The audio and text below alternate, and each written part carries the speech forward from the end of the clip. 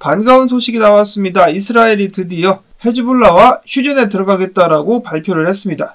기간은 60일 일시 휴전인데 그 안에 뭔가 건설적인 타개책이 나올 수 있으면 좋겠고, 해당 휴전안 같은 경우도 트럼프의 입김이 작용했다라는 평가가 나오고 있는 가운데 트럼프의 관세 정책이 전 세계 경제에 혼란을 가중시킬 수 있다.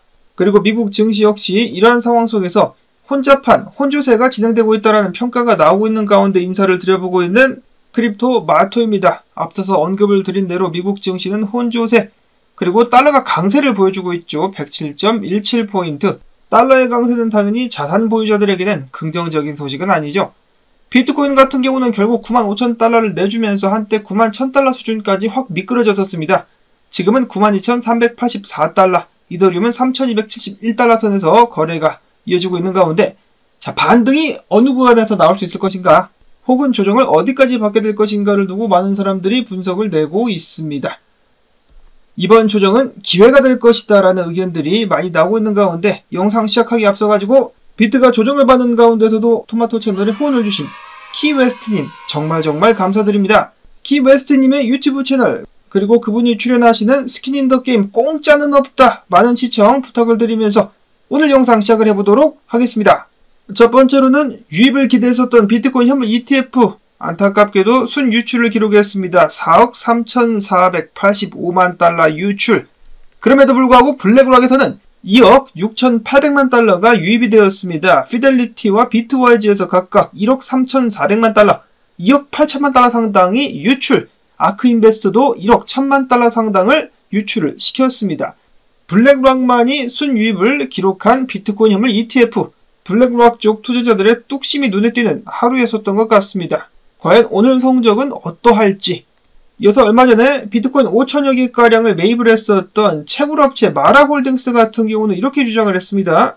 도널드 트럼프 미국 대통령 행정부 출범을 앞두고 각국이 선제적으로다가 비트코인 비축에 나설 가능성이 커지고 있다. 미국 정부가 보유한 비트가 20만 개, 중국이 19만 개를 보유하고 있어가지고 차이도 별로 크지 않다. 이런 상황 속에서 미국 같은 경우는 글로벌 리더십 자리를 지키기 위해서 과감한 행동에 나서야 된다. 예를 들어서 전략적 자산으로 비트코인을 비축함과 동시에 비트코인 채굴에 투자, 비트코인 채굴에 관련된 명확한 규제 확립, 해시레이트 통제를 통한 국가 안보를 보호해야 된다 등등의 주장을 했습니다. 자, 그리고 그의 예측이 맞아떨어지는 것인지 미국의 각 주에 이어서 이번에는 브라질에서 비트코인을 전략적인 자산으로 도입을 시켜야 된다라는 취지의 법안이 소개가 됐습니다. 해당 법안에 따르면 브라질은 국제준비금의 최대 5%를 비트코인에 할당, 최대 30억 달러의 비트를 매입해가지고 보유를 해야 된다라고 주장을 했습니다. 자, 과연 브라질 내에서 해당 법안이 통과될 수 있을 것인가, 그리고 다른 나라들도 브라질처럼 비트코인을 국가적인 차원에서 보유하려는 움직임을 보여줄 것인가. 영국 같은 경우 정부 차원이 아니라 세계 최대 재무설계 자문기업인 드비오 그룹의 CEO가 영국 정부에게 비트코인을 비축하라고 촉구를 했습니다. 이를 통해서 영국의 재정 전략을 혁신화시킴과 동시에 시장 변동성과 인플레이션에 대비해서 강력한 대체 수단을 마련할 수 있을 것이다 라고 이야기를 했습니다. 자, 근데 영국 정부 같은 경우는 최근에 러시아와의 전쟁을 하는데 열을 올리고 있는 것 같아가지고 과연 비트코인을 매집할지. 이어서는 북미 동영상 플랫폼인 럼블이 회의를 마치고 현금 자산 일부를 비트코인에 할당하겠다라는 결정을 내렸다라고 발표를 했습니다. 2천만 달러 상당의 비트를 매집할 예정. 더욱더 많은 국가들과 회사들이 비트를 이처럼 매입할 수 있기를 또 기대를 해보고, 다음으로는 홍콩의 GA뱅크 같은 경우는 개인 투자자 대상 암호화폐 거래 서비스를 출시한다라고 밝혔습니다. 자, 근데 영국 사람들 이야기하는 거 보니까 아직도 이거 Z라고 발음을 하던데요. Z라고 그냥 해도 될 것 같죠? ZA뱅크. 이어서는 동향 및 분석을 알아보도록 하겠습니다. 비트코인이 조정을 받고 있는데 조정받는 것 자체는 전혀 놀랍지가 않죠. 근데 조정을 초래한 자들이 단타자들이 아니라 장투자들이었었다라고 하는데요. 블룸버그의 에릭 발추나스는 이야기하기를 이번에 비트코인 가격 하락을 초래한 것은 기관이나 ETF가 아니라 비트코인 장투자들, 호들러들 혹은 존버자들이었었다라고 지적을 했습니다. 오히려 ETF 같은 경우는 존버자들이 비트코인을 던졌을 때 매도 압력을 흡수를 했었다라고 이야기를 했는데요. 장투자들은 최근에 128,000개를 매도했지만 현물 ETF는 이에 90%를 흡수를 했다. 기관의 강력한 수요가 비트코인 랠리를 부추겨서 10만 달러 돌파에 가까워졌었다라고 이야기를 했습니다. 자, 그리고 한 달 기준으로 봤을 때는 장투자들이 무려 36만 6천 개의 비트코인을 매도를 하면서 지난 4월 1일 최대 매도를 했었다라고 하네요.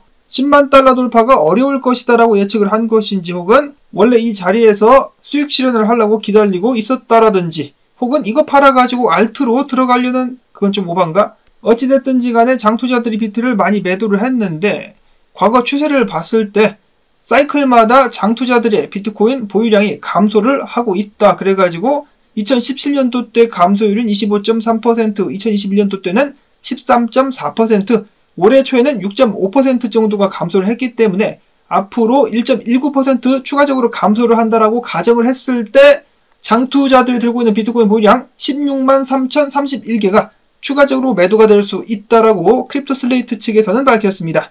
앞에서 에릭 발추나스가 이야기를 했다시피 이거 지금 던지면 ETF들이 흡수를 하고 있는 것 같죠. 그래서 물량이 이동하고 있다. 손바뀜 현상. 여력이 있다라면은 개인 투자자들도 이렇게 내려왔을 때 조금씩 매집을 하는 것 절대 나쁘지 않을 것 같습니다. 다음으로 크립토코인테 주기영 대표는 이야기하기를 비트코인 개인 투자자가 포모 상태가 아니다. 즉 진짜 개미들이 달라붙는 불장은 시작되지 않았다라고 이야기를 했습니다. 진짜 불장 좀 가지야. 다음으로는 약간 부정적인 소식도 있습니다. M2 머니 서플라이 광의 통화라고 하죠. 이번 불장 시작되기 전에 광의 통화가 확장이 되고 있어가지고 비트코인 가격 올라갈 것 같다라는 분석들을 저도 여러 차례 공유를 한 적이 있었는데요. 해당 광의 통화 M2 머니 서플라이가 축소되었다라는 소식이 나왔습니다. 비트코인 가격과 M2 머니 서플라이 커플링이 되어 있기 때문에 비트코인 가격도 최대 25% 하락할 수 있다라는 비트코인 수탁 전문 회사 테야의 분석이 있었습니다. 다만 여기서 한 가지 반전이 일어날 수 있는 부분 같은 경우는 바로 현물 ETF로부터 계속해서 자금이 들어오면서 비트코인을 매집을 해준다라면은 M2 머니 서플라이 관련된 매도 압력을 완화시킬 수 있을 것이다 라고 합니다. 그렇기 때문에 ETF의 역할이 중요하겠다. 가격 하락을 방지하는 데 어느 정도 도움을 줄 수 있을 것인지. 자, 다음으로는 비트가 어디까지 조정을 받을 것이냐. 꾀꾀 오리선생 같은 경우는 10만 달러 돌파에 계속해서 실패했기 때문에 8만 달러까지 하락할 수 있지 않겠느냐. 당연히 지금 자리부터 반등이 가능한데 10만 달러를 뚫지 못한다라면 결국은 8만 달러까지 떨어지게 될 것이다 라고 이야기를 했습니다. 자, 그렇다라는 것은 비트코인은 지금 추가적인 하락전에 기회가 있다라는 것으로 볼 수가 있겠는데요. 실제로 여러 분석가들은 지금 자리부터 비트코인이 반등할 수 있다라고 이야기를 하고 있습니다. 간만에 보는 비트코인 잭 분석가의 분석. 비트코인이 지금 자리부터 반등해가지고 95,780, 97,000달러짜리까지도 오를 수 있을 것이다 라고 이야기를 했었고, 군바 분석가는 일단 95,000달러 후반대까지 비트가 반등할 수 있을 것이다. 이어서 저스트핏 분석가 같은 경우 최근에 비트가 지지 구간을 뚫고 내려가는 척 했지만 다시 말아 올렸기 때문에 해당 자리 아래까지 92,000달러 아래까지 내려가지 않는다면 97,000 더 높게는 99,000달러대까지도 반등할 수 있을 것이다 라고 예측을 했습니다. 크립토 파텔 분석가 같은 경우는 비트가 강한 반등 보여줄 수 있을 것이나 결국 10만 달러는 뚫지 못할 것이다 라면서 오히려 반등했을 때 본인은 숏을 치겠다라고 이야기를 하고 있어요. 그렇지만은 반등을 했을 때 4시간 봉이 98,900달러 위에서 마감이 된다. 그러면은 이러한 예측은 무효화가 되고 추가적인 상승을 보게 될 것이다 라고 이야기를 했습니다. 다임 분석가는 지금 4시간 봉을 기준으로 해가지고 상승 다이버전스가 만들어지고 있는데 지금 자리에서 반등을 못하면은 88,000달러대 상단까지도 비트가 밀리게 될 것이다 라고 이야기를 했는데요. 그 자리서부터야 반등을 할 수 있을 것이다. 그래서 일단 모든 분석가들이 반등을 지금 자리에서 예상을 하고 있는데 반등 후에 바로 10만 달러를 뚫을 것이다 라고 보고 있는 분석가는 많지 않은 것 같습니다. 자, 이런 상황에서 중요한 역할을 해줄 수 있는 것이 비트코인 현물 ETF의 수요이겠는데요. 미국의 명절을 앞두고 과연 비트코인 어떤 모습을 보여주게 될 것인지, 알트코인 설파 분석가는 이런 점을 또 지적을 해주기도 했었는데요. 역사적으로 봤을 때 암호화폐 시장 같은 경우 12월과 1월 굉장한 강세를 보였었던 달들이었으며 이번에도 다르지 않을 것이다. 그렇기 때문에 조정 나왔을 때 기회를 잡는 것이 좋을 것이다라고 이야기를 했습니다. 특히나 1월 달에는 대통령 취임식도 있기 때문에 그때까지 미국 증시도 그렇고 최소한 그때까지는 좋은 모습들이 나오지 않겠느냐라는 분석들이 이어지고 있으니까 참고를 해주실 수 있기를 바랍니다. 자, 그리고 어제 현물 ETF 같은 경우는 290만 달러가 유입이 되었습니다. 블랙록에서는 유입 및 유출이 없었습니다. 이어서는 기사에 이더리움 거래가 크라켄으로 이더리움을 대량 이체했다. 개수는 597개, 매도가 되지 않겠느냐라는 예측이 나왔었는데요. 해당 거래는 이더리움 개발팀 지갑이라고 합니다. 이거 팔아가지고 개발비를 마련하지 않겠느냐. 자, 다음으로는 비트가 조정을 받고 있는 가운데 두각을 나타내고 있는 알트코인들이 있다라고 해가지고 몇 가지 가져가 봤습니다. 첫 번째는 수입니다. 지지 구간까지 맞자마자 강하게 반등을 해주고 있는 수이, RSI도 추세장을 뚫고 올라가고 있는 모습 보여주고 있는데요. 지지 확인 후에 추가적인 상승이 예상이 된다라고 하고, 수이 기반 디파이 프로젝트 수일랜드의 네이티브 토큰 샌드 같은 경우 다가오는 12월 12일 출시가 될 예정입니다. 샌드 하니까 초코 샌드 생각나네. 다음으로는 아박스 같은 경우, 아발란체 같은 경우도 지금 조정을 받고 있는 가운데 강세가 보여지고 있다. 비트코인이 진정되는 대로 추가적인 상승 기대를 해볼 수 있지 않겠느냐. 또한 아발란체 같은 경우 메인넷 최대 업그레이드 이벤트가 준비가 되어 있습니다. 4천만 달러 보상을 누구한테 주느냐? 개발자들에게 줄 예정이며, 해당 메인넷 업그레이드를 통해 가지고 배포 비용 99% 절감, 블록체인 간의 상호 운용성을 개선하고 개발자들에게 더 낮은 진입 장벽을 제공할 계획을 갖고 있다고 합니다. 이어서 아발란체 외에도 체인링크 같은 경우도 조정 가운데서 잘 버텨주고 있기 때문에 추가적인 강세 예상. 이어서 파이코인 같은 경우도 최근에 저항을 뚫고 나서 지금 조정받고 있는 가운데 지지 확인을 해주고 있는 준수한 모습이 보여지고 있으며, 그 다음으로는 ENS 마찬가지죠. 저항 뚫고 비트코인 조정받을 때 지지 확인 해주고 있는 모습, 추가적인 상승의 가능성이 보여지고 있습니다. 이어서 아이겐레이어 같은 경우는 조정 나오든지 말든지 치고 올라가는 강한 모습을 보여주고 있었고, 팬텀 같은 경우도 마찬가지입니다. 비트코인 조정 받든지 말든지 나는 내 갈 길을 간다. 조정 가운데서도 빛나고 있는 팬텀. 다음으로는 솔라나인데요. 솔라나 같은 경우 일본 기준 22 EMA 맞고 지금 반등을 하고 있는데, 원래 강세장 때 반등하기 좋은 이평이다라고 이야기를 하고 있습니다. 근데 만약에 해당 이평 자리 혹은 주요 지지 구간에서 버티지 못하고 가격이 아래로 떨어지게 된다. 추가적인 급락이 나올 수가 있기 때문에 이런 점은 조심해야 된다라고 네브라스칸 군어 분석가는 경고를 하기도 했었습니다. 이 외에도 참고를 할 수 있는 프로젝트는 라이카, 도지코인 레이어2 프로젝트라고 하는데요.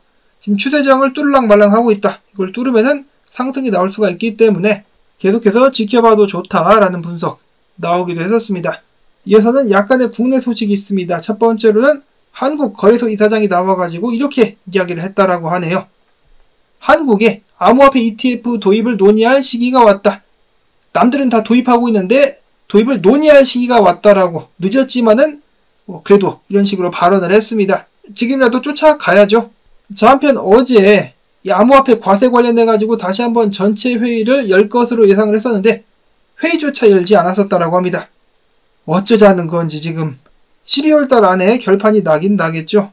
비트코인 조정이 어디까지 나올지는 모르겠습니다만은 조정은 곧 기회가 될 수 있겠다. 계획을 세우셔가지고 원하시는 코인들 매집할 수 있는 기회가 될 수 있기를 바라면서, 나온 정보들 여러분들께 도움되셨다면 토마토밭 도와주기, 광조댓 광고 틀어주기 및 좋아요, 댓글 부탁을 드리면서 저는 내일 또 새로운 소식 가지고 인사를 드리도록 하겠습니다.